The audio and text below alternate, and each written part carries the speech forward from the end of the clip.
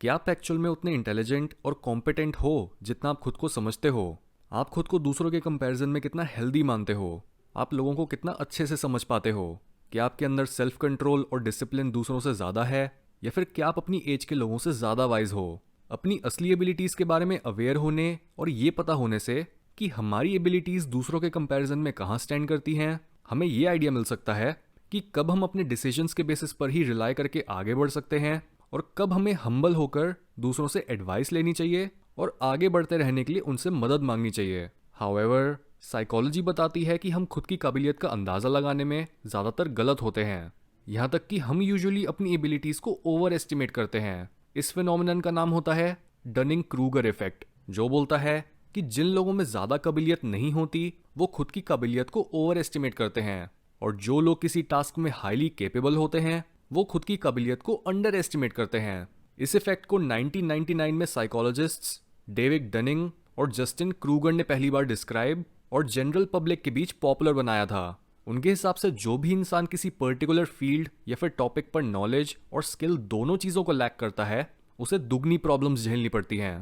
पहले तो वो स्किल की कमी होने की वजह से उस काम में कोई गलती कर देता है, और उसके बाद उस काम की नॉलेज की कमी की वजह से उसे यही नहीं समझ आता कि उसने क्या गलती करी।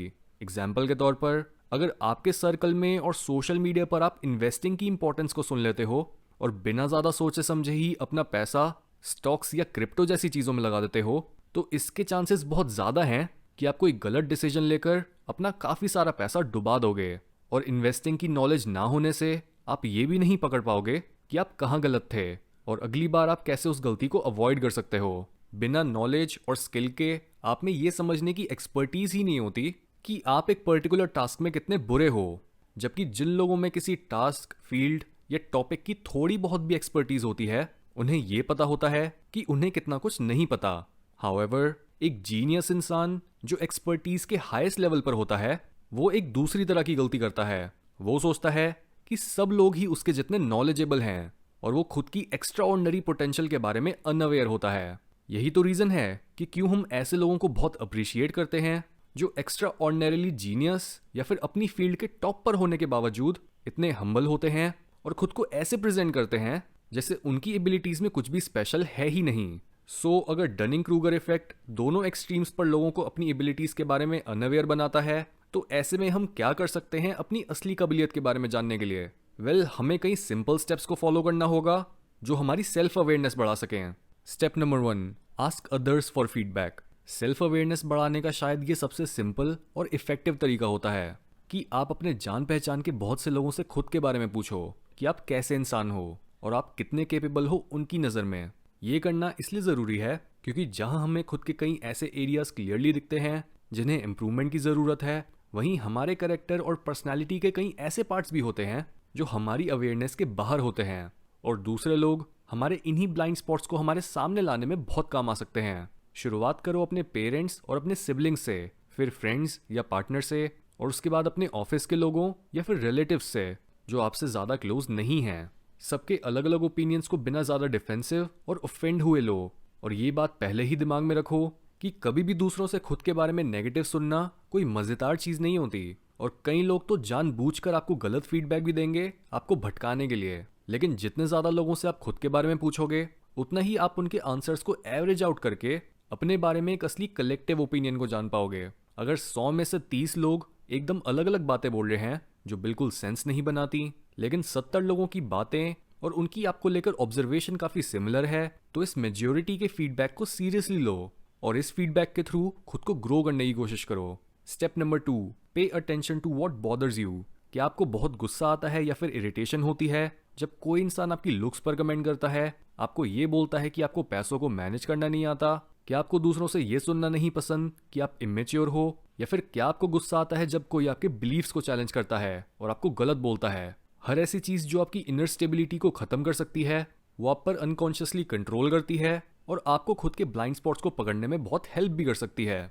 इसलिए अगर आपको किसी की कोई बात बहुत बुरी लगती है तो उसे क्वेश्चन करो, आपको उसमें कुछ ना कुछ सच ज़रूर मिलेगा, और इसी सच को एक्सेप्ट करके आप अपनी नॉलेज में जो होल्स और गैप्स हैं उन्हें फिल कर पाओगे। Step number 3, keep learning and earn learning. अपनी नॉलेज के गैप्स को भरने का एक और बड़ा तरीका होता है कंटिन्यूसली नई नई चीज़ें सीखना और अपने पुराने और अनप्रोडक्टिव बिलीव्स को ड्रॉप करना। यहाँ पर भी बहुत से लोग सोचते हैं कि उनकी सर्टेन फील्ड्स या फिर टॉपिक्स की नॉलेज पर्याप्त है और अपनी इसी अकड़ की वजह से वो सेल्फ इंप्रूवमेंट में कोई इंटरेस्ट नहीं दिखाते। लेकिन जो लोग खुद की असली वैल्यू और सोशल स्टैंडिंग को जानना चाहते हैं, उन्हें हमेशा ही लर्निंग और अनलर्निंग के लिए ओपन रहना चाहिए। लर्न करने के लिए अपने अंदर ये पता होना ज़रूरी है कि आपको बहुत सी चीज़ें नहीं पता, और अनलर्न करने के लिए ज़रूरी है ये समझ कि जिस नॉलेज को आप ऑलरेडी सही समझकर इकट्ठा करे बैठे हो वो गलत भी हो सकती है, और आपको अपनी नॉलेज से अटैच नहीं होना चाहिए। नई इन्फॉर्मेशन को एनकाउंटर करने से आप खुद को एक अननोन टेरिटरी में डाल देते हो, और इसी नई इन्फॉर्मेशन या टेरिटरी को समझने के लिए आपको नए नए तरीकों से सोचना पड़ता है, जिससे आप अपनी पुरानी कंफर्टेबल रियलिटी के बबल से बाहर निकलकर अपनी अवेयरनेस को एक्सपैंड कर पाते हो। Step number 4, draw timeline of your life.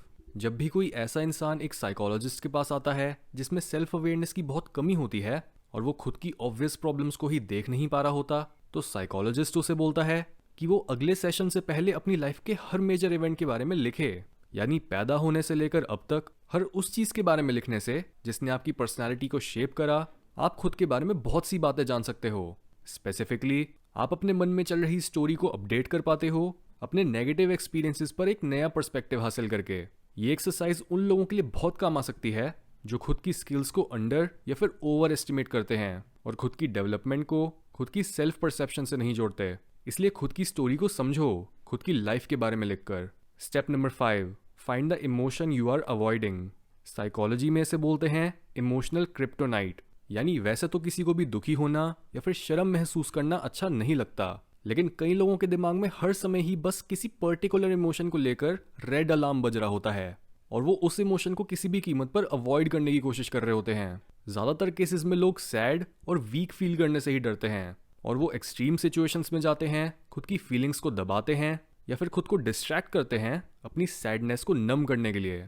फिर चाहे इस प्रोसेस में उन्हें दूसरे इमोशंस जैसे गुस्से, नाराज़गी या फिर गिल्ट को ही क्यों ना फील करना पड़े। एग्जाम्पल के तौर पर, अगर एक ऐसा इंसान जो ज़्यादा खुश नहीं हो पाता क्योंकि बचपन में उसे एंजॉय करने और ज़्यादा लाउड होने के लिए पनिश करा गया था, तो ऐसे में वो इंसान खुद की लाइफ में ही प्रॉब्लम्स क्रिएट करेगा। वो खुद की एबिलिटीज़ को अंडर एस्टिमेट करेगा और खुद को कम समझेगा। जबकि दूसरी तरफ जो इंसान दुख को अवॉइड कर रहा होता है, वो अपनी एबिलिटीज़ को ओवर एस्टिमेट करता है ताकि उसे अपनी कमियों को फेस करने का बोझ और उससे जुड़ी सफरिंग ना उठानी पड़े। इसलिए खुद में सेल्फ अवेयरनेस बढ़ाने के लिए अपने उस इमोशन को ढूंढो जिसे आप ज़्यादा पसंद नहीं करते, और फिर वो काम करो जो आप करना नहीं चाहते और जिससे आप डरते हो।